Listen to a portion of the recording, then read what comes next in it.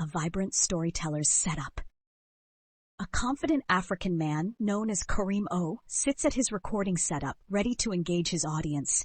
He wears a stylish yet casual outfit, reflecting his personality and storytelling style. In front of him, a professional microphone is positioned and a bright ring light casts a warm glow on his face.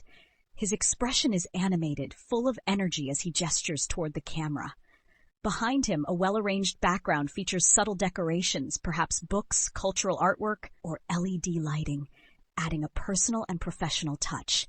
The YouTube channel named KARIM-OH is displayed prominently on the screen, making a bold statement as he starts his video. Hey everyone, welcome to KARIM-OH. It's your boy KARIM-OH, and I'm back with another exciting story. If you're new here, don't forget to like, subscribe, and hit that notification bell so you never miss out. Today, we have something really special, so sit back, relax, and let's dive right in. The village sat peacefully at the base of rolling hills, which seemed to embrace it like a protective shield. The hills, covered in lush grasses and dotted with wildflowers, provided grazing land for cattle and goats. In the distance, the river meandered lazily through the valley, its banks lined with bamboo and towering palm trees. The river's gentle murmur was a constant presence, bringing life and vitality to the village. The homes were built with care, their red clay walls reflecting the earthy tones of the surrounding landscape. Thatched roofs made from dried palm fronds rustled softly in the breeze, while wooden doors and windows, carved with intricate patterns, told stories of the people who lived within. Each household had its own small garden, where women cultivated medicinal plants, chili peppers, and okra. In the mornings, the village came alive with a symphony of sounds. Birds chirped melodiously from the treetops, goats bleated as they were led to pasture, and the rhythmic pounding of grain in wooden mortars echoed from every corner. Smoke rose in thin columns from cooking fires, filling the air with the aroma of fresh cassava bread and roasted groundnuts. The village square was a hive of activity, particularly on market days. Traders from neighboring villages arrived with baskets overflowing with goods, ripe plantains, smoked fish, handmade pottery, and colorful fabrics. Women carried their wares on their heads, their movements graceful and deliberate, while men haggled over prices or shared news from afar. The baobab tree in the center of the square was a symbol of unity and wisdom. Its massive trunk and sprawling branches provided shade during the hot afternoons, and beneath it the elders held council. The tree was also the site of storytelling gatherings, where children sat wide-eyed, listening to tales of cunning tricksters, brave warriors, and mystical creatures of the forest. Surrounding the village were fertile farmlands that produced a bounty of yams, rice, and groundnuts. The villagers worked tirelessly in these fields, their days dictated by the rhythm of the seasons. During planting and harvest festivals, the community came together to give thanks to the ancestors and celebrate with feasting, music, and dance. Beyond the fields lay the forest, a place both revered and feared. Its dense canopy concealed countless secrets, sacred groves where rituals were performed, streams said to be inhabited by water spirits, and trails that only the bravest hunters dared to follow. It was believed that the ancestor spirits roamed the forest, watching over the village and guiding those who respected their traditions. Life in the village was woven together by a strong sense of kinship and collective responsibility. Neighbors treated one another as family, sharing. The people took pride in their heritage, passing down their customs, wisdom, and stories from one generation to the next. Despite the challenges of rural life, the village thrived on its unity, resourcefulness, and connection to nature.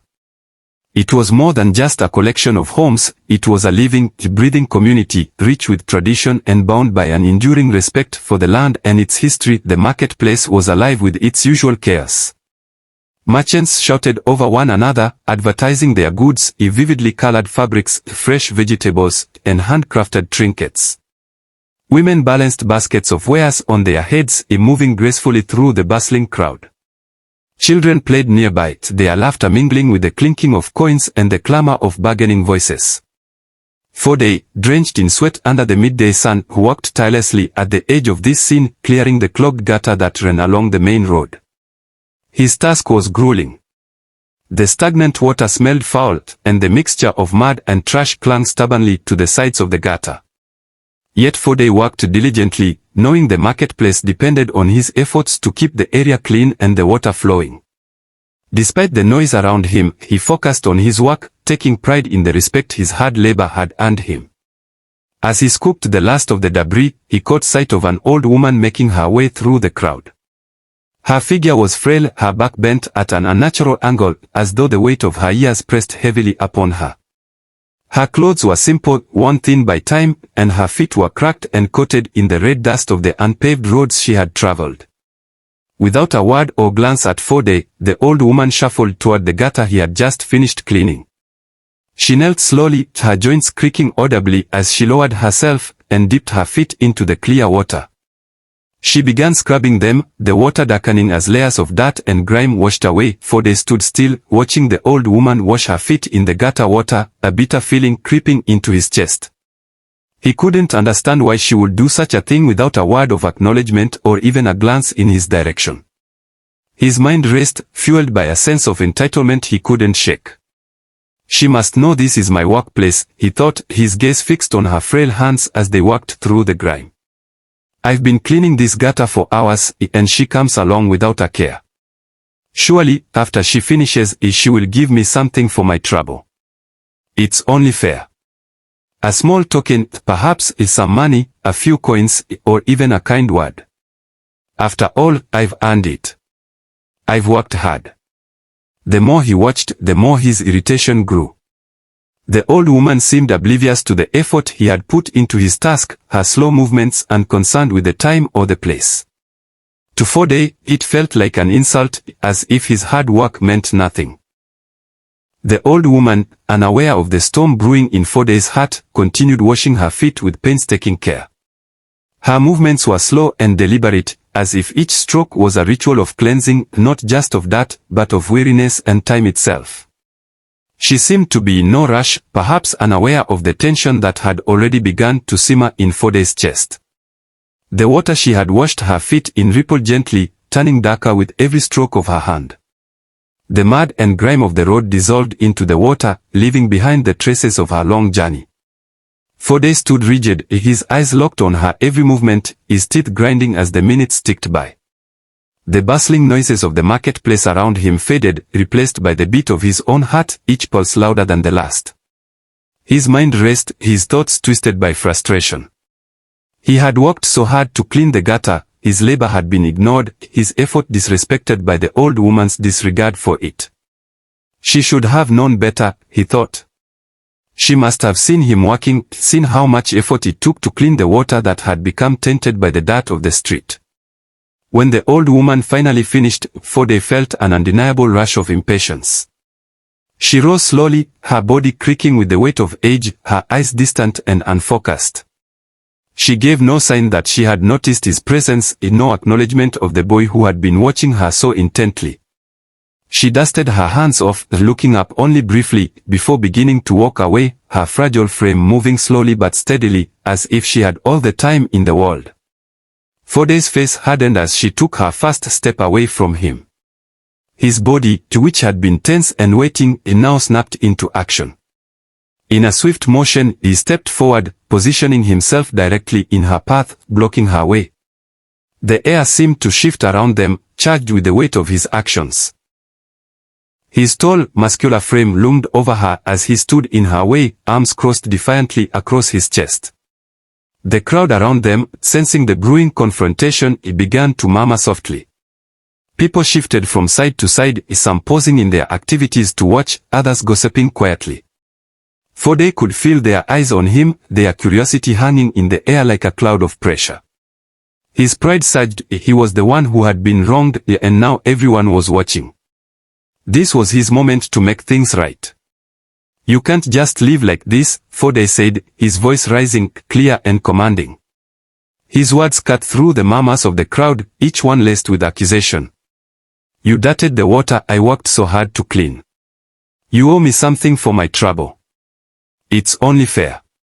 His tone was harsh, his demand unyielding. His chest puffed out with the conviction of someone who believed they were owed something for their effort.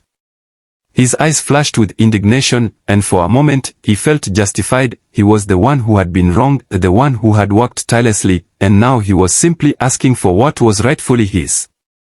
The old woman, however, remained calm. She did not flinch, nor did she react with anger or defensiveness. Her eyes met his, but her expression was one of quiet sorrow rather than rage. She seemed to see him, truly see him, in a way that no one else had ever looked at him before. The stillness between them felt like a long, painful silence. "I have no money to give you, my child," she said softly, her voice barely more than a whisper amidst the growing tension.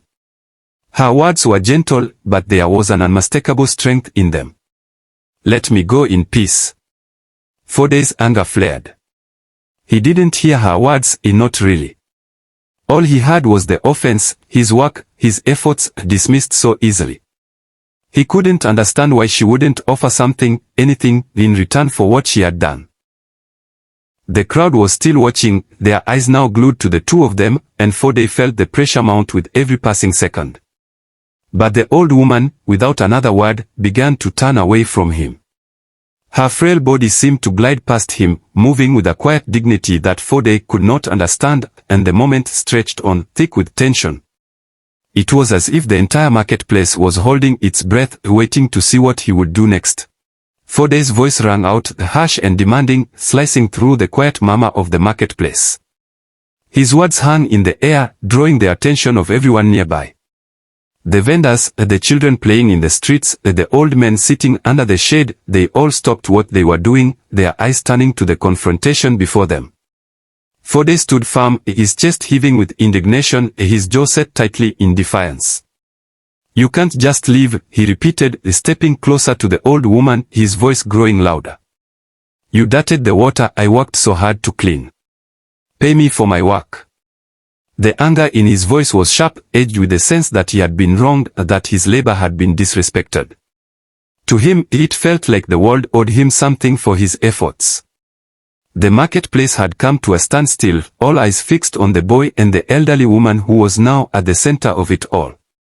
Fode's eyes were blazing, his hands clenched into fists at his sides. He had worked so hard that morning, cleaning the gutter, scrubbing it until the water ran clear, yet here was this old woman, without so much as a thank you, treating his work as though it were insignificant. He couldn't understand why she hadn't offered him something in return. After all, hadn't he earned it? Wasn't he owed some small token of appreciation? The crowd around them murmured quietly, some exchanging glances, unsure of how to react to Fode's outburst. But no one dared intervene.